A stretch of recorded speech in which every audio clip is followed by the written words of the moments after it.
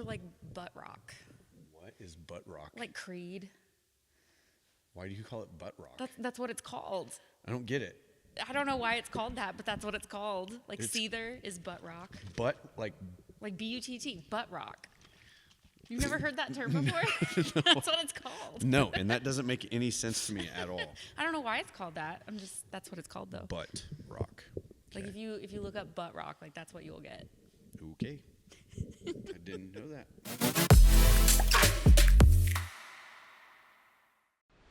Alrighty, welcome back to Beyond the Wad. I'm your host, Molly Kubo, here with Matt Van Schoik. What up? And today I thought we could talk about something that I hear a lot of members moan and groan about whenever they come in and they see something on the board, and that's partner workouts.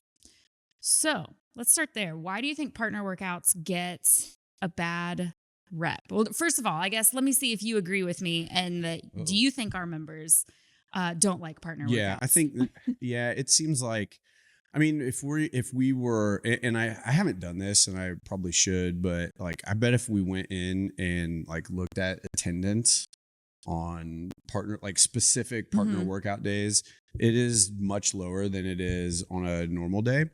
I don't think, it just seems to me like people just don't like it.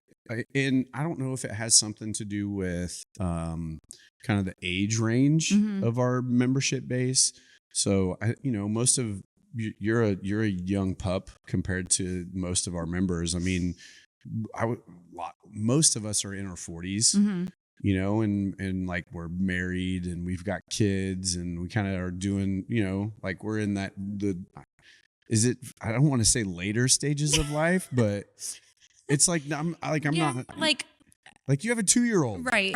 My kids are like 16, like it's. I'm farther down the line, Like not middle age, like early. No, I don't know. Probably. That feels dark. Yeah, it does. It feels real dark. So I don't know. I don't know if that has something to do with it, where everyone's just like we're a bunch of old misers and we just want to be left alone. Like just come in, do your thing, and get out. Yeah, like stay off my grass, man. You know what I'm saying? Like that kind of a thing. Yeah. But yeah, there's something going on there for sure. Yeah. I was coaching the 5 a.m. one day and we were really limited on equipment and space. And so the option was to partner up. Mm-hmm. And so we've done that a lot lately in our 5 a.m. as it's grown. And it was walking lunges. And right away, somebody chimed in and said, well, I'll just do lunges in place by myself. And as soon as that one person said that, everyone was like, oh, I'll do the same thing. Yeah. And so instead of doing walking lunges, everyone did lunges in place, because they would prefer that to working out with a partner. What do you think it is that takes them? I think we're just grouchy. Yeah. Like, most people are my age. Like I can say it like at 40 something, you kind of just want to be left alone a little bit. Crusty. And I understand that. Yeah. What do you think's going on? I think for like my age range, it's a lot of, and I've heard these things said before in the gym, I don't want to slow anybody down. I can't lift as much as so-and-so. So I definitely can't be their partner. Yeah. Like I think there's this huge misconception that partner workouts mean that we have to do the exact same thing as our partner. Yeah. So is that comparison? Like, are we getting stuck in the comparison trap a little bit there, you think? Like, I can't lift as much as Molly can lift, so I can't be her partner. Like, I'm comparing myself to my ability to your ability. Or I don't want to slow you down. So again, like my ability versus making it all about ability, you. Kind of you know what I'm saying? Like, maybe, Is that like the underlying condition here? I think it absolutely could be. So let's address those things. But first, let's talk about why we even do partner workouts. Because I think there also is maybe a misconception as to why they're important. Because yes, sometimes it's a logistical thing. Like we've got 7 bikes and sometimes there's more than 7 people, or, we've got 7 spots in the rig for bench press. But sometimes like we're very intentional, and on Saturdays, it's always a partner workout. Almost always. So kind of why, besides space and equipment, why would we do a partner workout? I mean, you can answer this question just as well as I can. So you don't always have to kick it over to me. I'll chime in. Don't worry. Yeah. Like to me, I think one of the biggest benefits or value of a partner workout, I guess maybe there's 2. in it IMO, in my opinion. One is just like the teamwork aspect of it, right? Like just learning to work with someone. Because I think that, we want to be able to take these things that we're doing inside of the CrossFit gym and want to be able to apply them to the world outside of the gym. And that doesn't necessarily just mean like learning how to squat inside of the gym so that you can sit down to the toilet without breaking your knees. Right. It means like, hey, we come in here and we suffer through these workouts, and everyone asks from time to time, like, man, why am I paying someone to do this to me? Right. Like, but there's that mental toughness side of CrossFit that we can take out into the world. Right. Like you come in here, and this is always my go-to, like you do a 20 rep back squat at 5 a.m. Like the rest of your day is gravy. Yeah. Everything else you're going to do after that is going to be easy. Like, and it gives you that comparison point, right? Like, okay, if I can do that, what else then am I capable of? Yeah. Now I can handle this big meeting I've got, or yeah. So I think there's an element of that when it comes to the teamwork piece. In a partner workout is learning how to work with and communicate with someone in an effective and efficient way to accomplish the task. Yeah. Where else in your life does that apply? Right. Yeah. I mean, we talk about how CrossFit is training for life. It's the sport of life, right? And you want to talk about some things that we don't necessarily get in a regular solo workout that are absolutely important for life. Like that's it. Communication skills, being able to read people. Yeah. Like how often in a partner workout I was going to say, do you see your partner dying? But usually I'm the one that's dying, where they see me dying and they think, oh, hey, let me step in. Let me take this next rep. And so, just learning how to read people and know when to step in and help somebody out. Like that's a huge life skill. Yeah. I mean, if you're married, your whole life is a partner workout. Yeah. Yeah. So where else better to learn how to manage through some of that stuff than in the CrossFit gym? Yeah. I think the second part or reason why I really like having partner workouts is just like the need to get uncomfortable, or that I want to say like the necessity, like you have to get uncomfortable there. I think that is really important in our life as well. It is learning to be in those uncomfortable situations and learning how to manage and work your way through that. So we have this element where it's like, okay, I have to work with this person and it makes me really uncomfortable to work with this person. So there's a whole lot of stuff that's going on. Yeah. I mean, you grow a lot as a person. Yeah. Being able to do that and work with somebody. Shoot fly. Being able to work with somebody, especially if it's somebody that you may not know very well. Yeah. Right. That's another great thing about a partner workout is you may end up with someone that you don't know very well and you get an opportunity to get to know them. Yeah. And a lot of times, like as coaches, we'll even specifically partner up pairs that maybe there's a newer member and a more veteran member. Yeah. Just to kind of help show them the ropes or, things like that too. So there's a huge community aspect. And speaking of like the feeling of shared suffering, like these flies are everywhere. There are two flies. There's one down there and there's one flying around my head. And it keeps landing on my ear. What's wild is that it's snowing outside. Yeah. And there's still flies in here. And I feel bad. Like I don't want someone watching this to be like, oh, I'm not going to go to that gym. They got flies all over the place. No, it's just like this one. It's these two flies. These two flies that will not leave me alone. Stop it. Okay, sorry. It's totally off track, man. I'm freaking out over shared suffering. Oh, okay. Yeah, shared suffering. Okay, so shared suffering is so this is actually a big part of what drew me into CrossFit was like coming out of military life, right?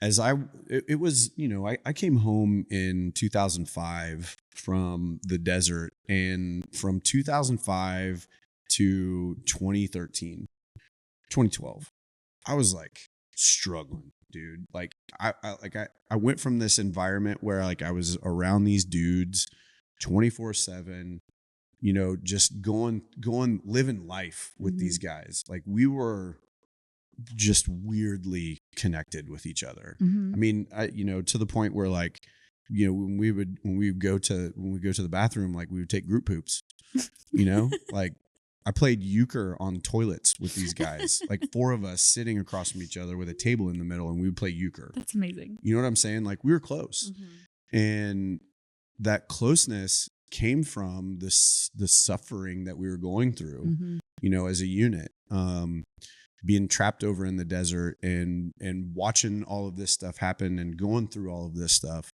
So there's like this crazy bond that gets built through suffering. And CrossFit was the first place that I found where there was even an element of that shared suffering and closeness and tight-knit community type stuff that I found since I'd got back from the desert.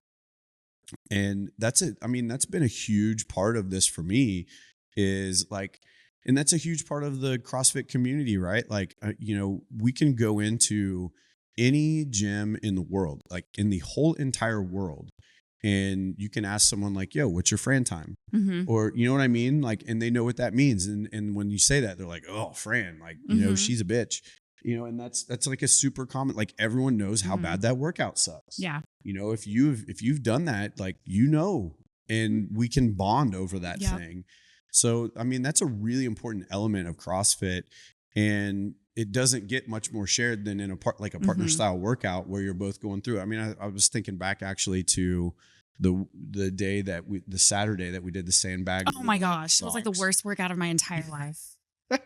Yeah. So I had a friend of mine come in from Missouri, and Molly and Chancy were doing this workout. And was it a 2-mile run? It was a 2-mile run and then 100 sandbag cleans, or no, sandbag over the box. Over the box. Yeah. And that was it.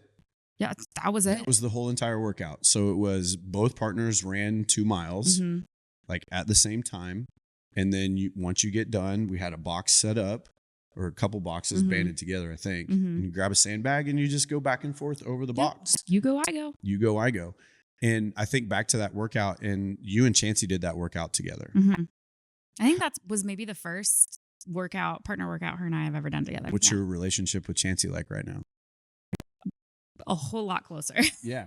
And not that your relationship with Chancy was a result of that workout. No, but it breaks something open in you. 100%.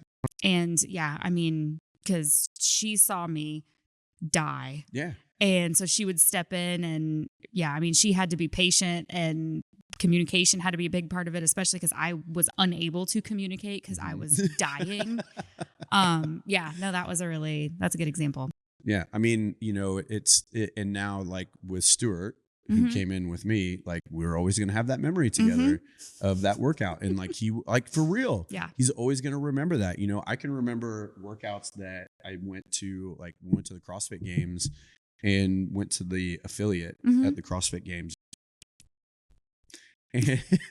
And we did some partner workouts, and I can remember those workouts and the people that I did those workouts with, because they were really hard. They're memorable workouts, What is that saying? People look up to you for your strengths, but they connect with you through your weaknesses. And I didn't know that was a saying. Well, but it is now. I'm making it a saying. We need to. You're gonna have to write a book. Just Mollyisms. Yeah. So people people admire you for your strengths. They connect with you through your weaknesses. And man, CrossFit shows us and exposes our weaknesses, and we all have them in here. Yeah. And so I think it's just a good. Not I think I know it's such a great place for us to come together, because it doesn't matter if you've never spoken to somebody before. Like when you're both splattered on the floor. Yeah. Like. Yeah, you can bond over that. When you're laying in a puddle of blood, sweat, and tears next to someone, it's easy to relate. Yeah, for sure. Yep. And then so there's the community aspect, but also programming wise, like there's a lot of value to these partner workouts too. We've talked a little bit about the need to build our communication skills and being able to read people, but also it's a way to test intensity that we don't always get in solo workouts. Yeah. I mean, we do some interval work.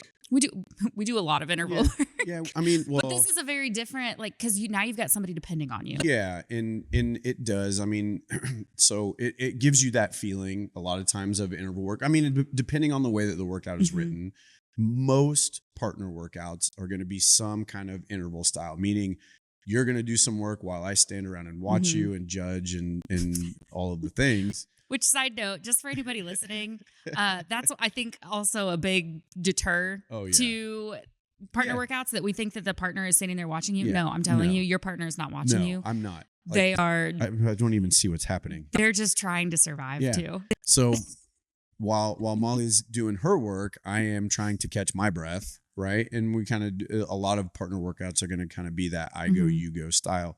I mean, there are going to be sometimes where, you know, in the workout that we were talking about, for instance, where we both ran the 2 miles together, right? But when we came in, it went into an interval. Like, it's you go, I go, 1 rep at a time. Right. Sometimes it might be a little bit more than that. Sometimes, you know, it's going to vary from workout to workout.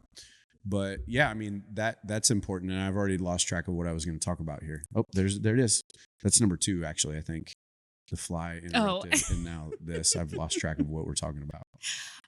Well, so it pushes your intensity, because now, because in regular interval work and a solo workout, I mean, yes, the purpose of interval work, or one of the big purposes, is to push that intensity. Like, you know, you've got rest coming, so I'm going to go really hard. But still, when there's no one depending on you, and we see this all the time as coaches, and I would also say for myself as an athlete, like, sometimes we sandbag it a little bit. Like, hey, I'm going to slow down in this next one because I really need the extra rest. Yeah. Versus in a partner workout, you don't really have that luxury. Yeah. Like, you've got somebody that's waiting on the bike, or you've got the fly just comes to whoever's talking. Yeah, I think so. But you've got somebody that's waiting for that piece of equipment, or you know that their time is also now dependent on you. So you've got to push the pace a little bit. Yeah, I mean, you talked earlier about, like, I don't want to slow someone down. Like, that's one of the reasons that we hear people say, I don't want to do these workouts. So, I mean, you know, maybe there is a little bit of truth to that. You know, if you like, yeah, that's kind of the point. Yeah. I mean, there is potential that you could slow someone down, which means you're going to have to up the ante for yourself just a little bit. You're going to have to push yourself a little bit harder than maybe you typically would. You're going to have to demand a little bit more of yourself than what you normally allow. And that's okay. It's okay to try a little harder. Well, and guess what? That's where increased fitness comes in. Yeah. So, I mean, but again, I think it all just comes back to how uncomfortable are you willing to get? Yeah. You know? And let's say, so for those members that are super against partner workouts because I don't want to slow you down. Okay, so what if I do slow you down? First of all, what's going to happen? Yeah. Absolutely nothing. We're both still going to walk out of here having gotten a really good sweat. Yeah, I think so. Like, to me, I would say in the grand scheme of things, right? When you look at your training lifetime, how big of a difference is one workout going to make from a general, a broad and inclusive fitness standpoint, right? Yeah. Like, probably not that big of a deal, right? So if you come in and let's just say you don't get just the most awesome killer workout in because it's a partner workout, is your fitness going to be affected by that? No. Not if you're coming consistently. If that's the only workout that you show up to that week, we have a different issue. Yeah, right.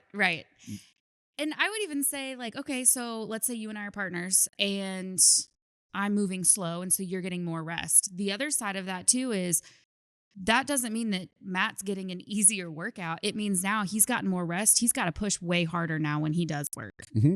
So there's also from the flip side of it is, okay, so what if you do quote unquote, slow them down? You're giving them more rest, but that means they need to push the intensity even more. Sure. Well, and there are some programming things that we can do here as well. Yeah. And you should also have a good coach that can handle that as well. Like, if one partner is absolutely getting splattered and the other one's not even got their heart rate up, like, that's also on the coach. Yeah. Well, I mean, your coach isn't going to let that happen. So let's stay in the context of our 2 mile run, 100 sandbag cleans over the box. So if you and I were the only 2 people that had showed up to that class that day, you can sandbag clean way more than I can. Absolutely. You know what I'm saying? So there are adjustments that we can make to that, right? So, okay, in this partner workout, you get your 150-pound sandbag, and I get my 90-pound sandbag or my 80-pound sandbag, and we can still, you go, I go, We can still share the same set of boxes that the sandbag is going over, where you can get the intensity and the loading that you need. I can get the intensity and the loading that I need, right? Maybe I can run 2 miles in 13 minutes and it takes you 18 to run 2 miles. So, okay, you're really strong, but man, you're slow, right? I'm not so strong, but I'm a little bit faster. Well, we can modify the distances down so that we're finishing around the same time. Yep. Maybe I'm going to run 2.5 miles to your 2 miles, or maybe you're going to run a mile and a half to my 2 miles, or something along those lines. So from a programming standpoint, there are things that we can help with as coaches. They're going to make sure that each person is getting the intensity that they need. And they're going to hit that stimulus. Yeah, to hit the stimulus. And that's something that should be happening anyway, right? No matter what. Right. It doesn't matter if you throw another person in the mix or not. Right. That should always be happening. So if you're worried about slowing someone down, I would lay that on the coach more than anything. Like that's the coach's issue, not yours. Yep, I agree with that. The coach should be making sure that everyone's getting that intensity and hitting that stimulus the way it's intended to be hit. Yeah. So we're just debunk that one. Yeah, totally, absolutely. You don't get to use that as an excuse anymore. Yeah, guys, you hear that? It's gone. It's not on you; it's on us to make sure that you don't slow them down. I absolutely agree with that. Absolutely agree with that.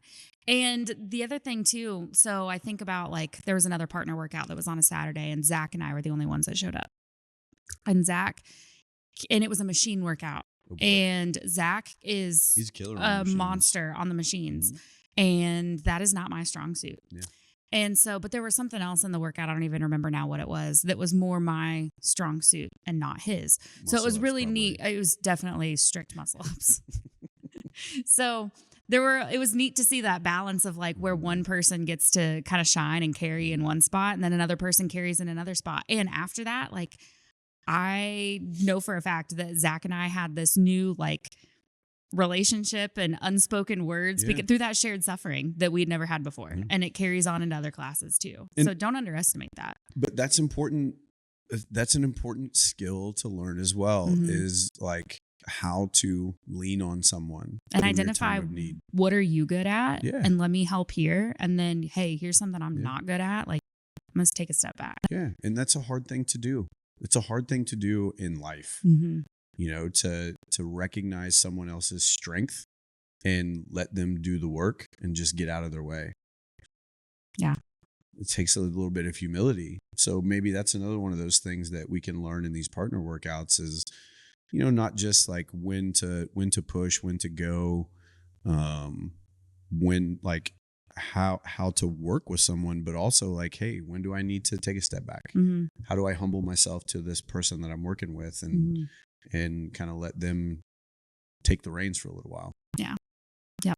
So there's a whole lot of skill that can come from just partnering up with someone and getting a good workout in. And skill that we don't train as intensely in solo workouts. Yeah, for sure.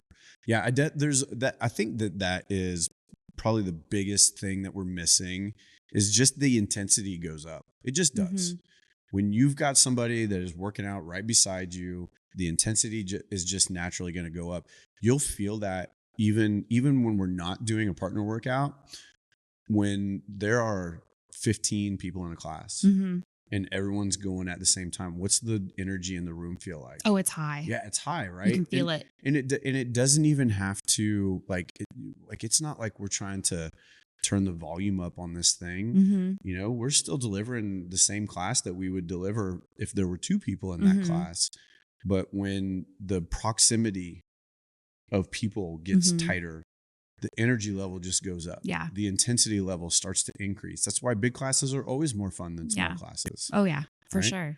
And I mean, yeah, when the person next to you is suffering through the same thing, but they're not stopping, you're a whole lot less likely to stop. Yeah, you want to keep going too. Yeah. Right. I mean, yeah, you don't want to let them down. And that's okay. It's okay to not want to let someone down. And if you're moving slow, like, look, if anyone was to ever say anything to you about like, ugh, why are you moving so slow? Like, first of all, they're in the wrong I was gym. just gonna say they're not gonna last. They're not going to last here in this place, because that's just not who we are, Mhm. right? And I think that's first of all and last of all. Like if there's someone, if you're partnering with someone that has that attitude, they're probably brand new or dropping in, because I Mhm. don't know that anybody in this gym would say that to you. I don't know that anybody. I was just gonna say I can't think of a single member in here that would say that. Yeah, and it's just this wall that we put up around ourselves, because we're just I don't know, we, like I said, we just want people to stay off our grass, or just old and grouchy, or whatever it is. But it's this false barrier Mm-hmm. that we put up. Yeah. And I think a lot of it, just like, any a lot of things in life, we are projecting onto people our own thoughts. Mm-hmm. You know what I'm saying? Mm-hmm. Like About ourselves. yeah, Yes. like I don't want to partner with someone because I don't want to slow them down, or Mhm. whatever it is. But really, it's you're worried more about you than I'm you are gonna be about slow. them. I'm Yeah. gonna be slow. Yeah. And to that, I would say, who cares? Yeah. Be slow. Yeah. You know what I mean? Like, whatever, dude. Just give it. I mean, it's the effort that matters, Mm-hmm. not the weight on the bar, not the time in which you finish the workout. It's the effort that you're putting into it. Mm-hmm. Just like with your kids' grades. Lainey comes home all the time and she's like, "Oh, I got an A+ on my chemistry test." I'm like, "Great." Like, but it's not that outcome that I care about so much as It's how much did you put into the it? work and the effort that you put into receiving that thing. Right. That's the more important thing. And when we're talking about these workouts, whether they're partner workouts or solo workouts, that effort is the more important thing than the leaderboard or the weight or whatever it is. Yeah. And it's easy to get caught up on in that stuff because it's in front of you. Yeah. I would say what it all comes down to, as does much of life, is I think it's a pride issue. Sure. Absolutely. So whether we're coming in and saying like, "Oh, I'm not going to get a good workout because it's a partner workout," or "I'm going to slow so and so down," like we're always making it about us and never the task at hand. Yeah. And you got to get over that. Or, I mean, that's kind of we talk about this a lot. Like pride's going to be the death of us all, right? It's the downfall, man. I think that the longer I live and the more thought that I put into it, I think that pride is like kind of the root of all of our problems.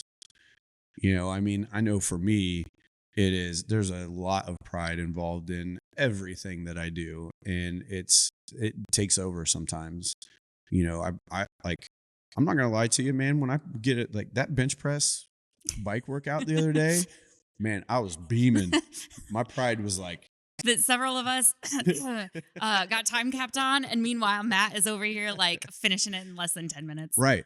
But it's exactly the opposite for the other 80% of the workouts. Side note, it was funny when that workout came up, and we had talked once about like, oh, what would happen if Matt programmed all the workouts? It would be all cleans, and I'm like, that was 100%. If you had programmed a workout, that would have been it. Absolutely. 100%. Like, I want to do that workout again. I don't ever want to do workouts again. And if I had programmed, we would have never seen it. Yeah. So, I mean, like that, I did that workout. I absolutely smashed that workout, and I missed the intent or the stimulus on the opposite side, which is like never a problem for me.